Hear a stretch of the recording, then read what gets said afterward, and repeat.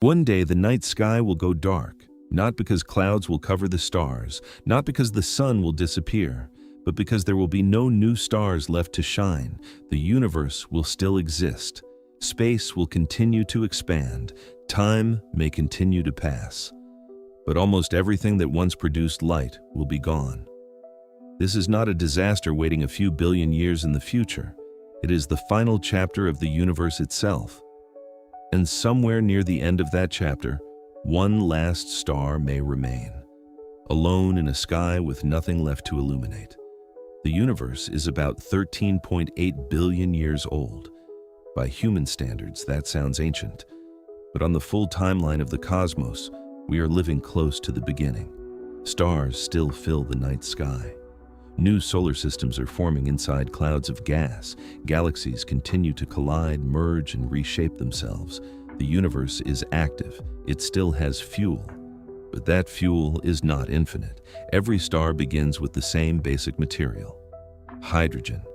Gravity pulls hydrogen gas together until the pressure at the center becomes high enough for nuclear fusion to begin. Hydrogen atoms combine. Energy is released. A star turns on. For millions, billions, or even trillions of years, that star pushes light into the darkness. But eventually, its fuel runs out. Large stars burn quickly. They may survive for only a few million years before exploding. Stars like the Sun last much longer, but they also have an ending. In roughly 5 billion years, the Sun will exhaust the hydrogen in its core. It will expand into a red giant. Its outer layers will drift into space. What remains will be a white dwarf, a hot, dense stellar remnant slowly cooling in the dark. The same process will happen across the universe, one star at a time. At the moment, new stars are still being born, but the rate of star formation has already fallen far below what it was billions of years ago. Most of the easily available gas inside galaxies has been used, heated, or thrown into intergalactic space. As more stars form, they consume what remains. Galaxies do recycle some material. A dying star can return gas to space. A supernova can spread heavy elements across thousands of light years. But the process is not perfectly efficient. Some matter becomes trapped inside white dwarfs, neutron stars, and black holes. Some gas escapes its galaxy completely. With every generation, the amount available for new stars becomes smaller. The universe is slowly spending its inheritance. Far in the future, the Milky Way and the Andromeda Galaxy will merge. Their stars will not usually collide. The distances between them are too great, but their orbits will change. Gas clouds will compress. For a time, the merger may trigger the birth of new stars. Then, the activity will fade. The combined galaxy will become older, redder, and quieter.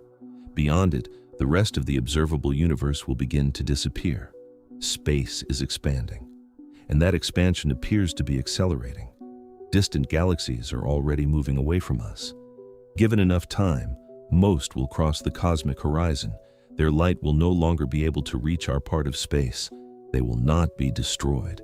They will simply become unreachable. An observer in the distant future may look into the sky and see only the remains of a single merged galaxy. No evidence of the wider cosmos, no visible galaxy clusters, no ancient light from the early universe. The sky will appear almost empty. The large stars will vanish first. They live fast because their cores burn at enormous temperatures.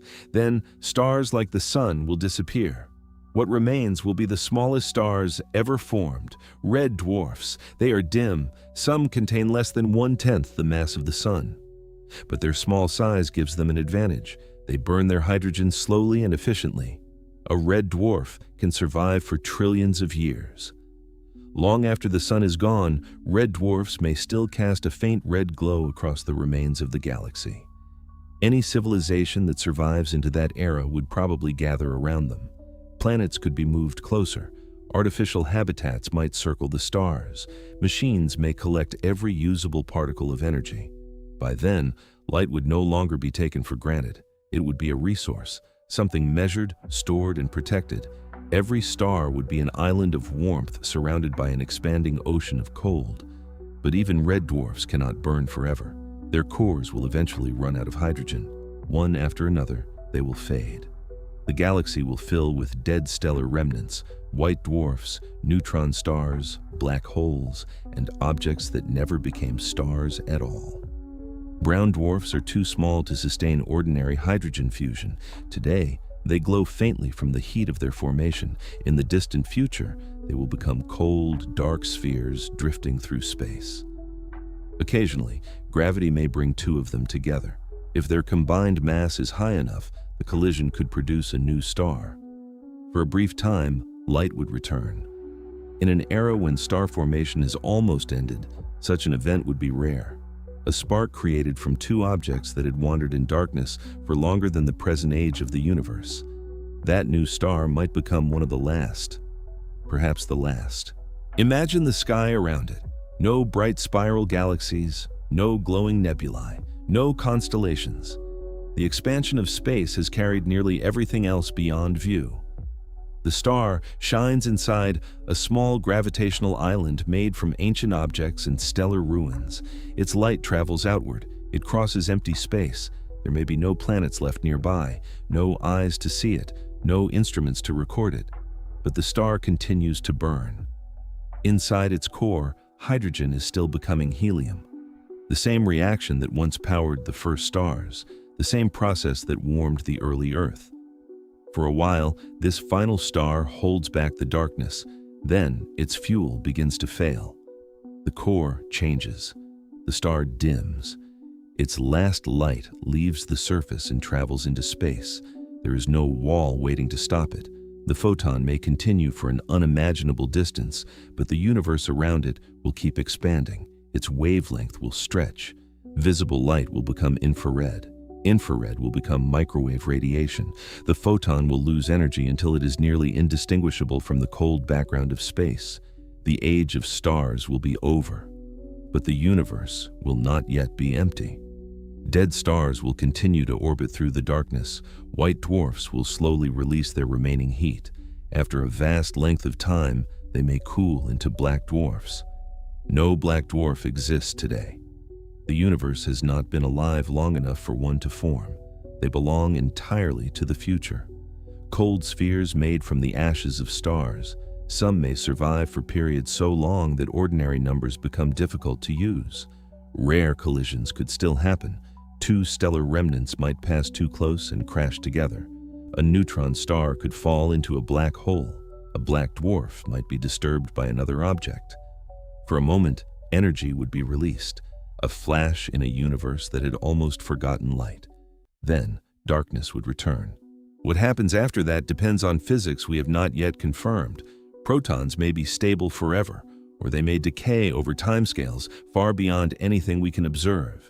If proton decay exists, the matter inside planets, dead stars, and abandoned machines will slowly dissolve into lighter particles and radiation. Structures that survived the death of the stars would eventually disappear atom by atom. If protons do not decay, matter could remain much longer. But even then, gravity would continue changing the universe.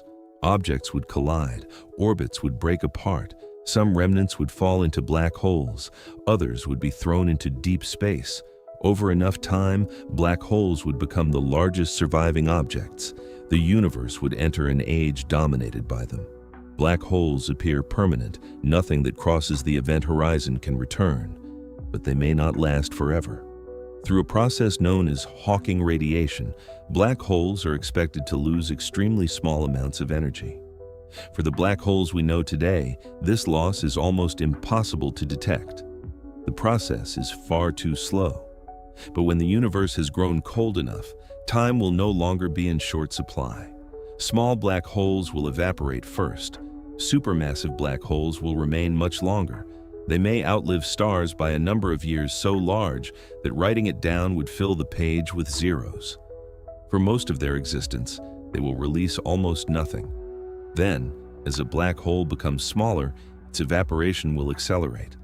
Its final moments may produce a brief burst of radiation, one last release of energy from an object that once contained stars, planets, and perhaps entire civilizations. If the models are correct, the last black hole will eventually disappear. and with it, one of the final concentrated sources of energy in the universe. After that, there may be no stars, no planets, no galaxies in any form we would recognize, only thinly scattered particles and low-energy radiation moving through an expanding space. The universe will approach thermal equilibrium. Energy will still exist, but it will be spread too evenly to perform useful work.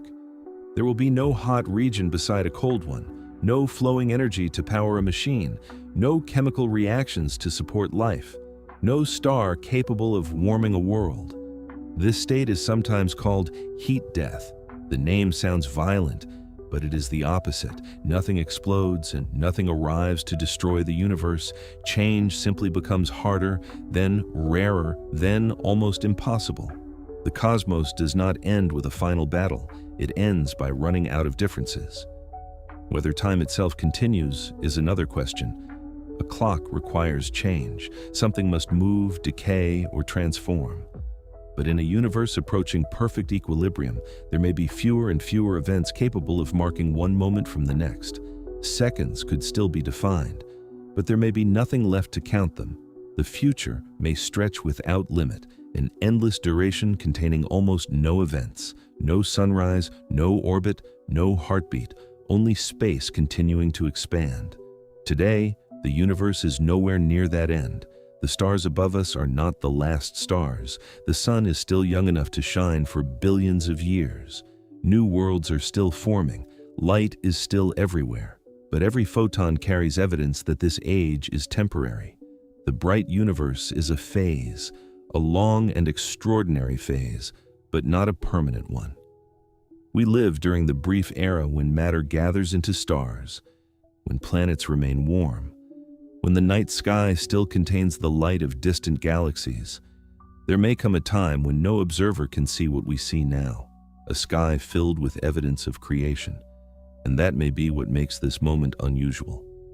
Not that the universe is old, but that it is still young enough to shine. One day, the last star will fade. Its final light will cross the darkness, and for a moment, somewhere in the expanding universe, there will still be one last trace of the age of stars. Then, even that light will be gone.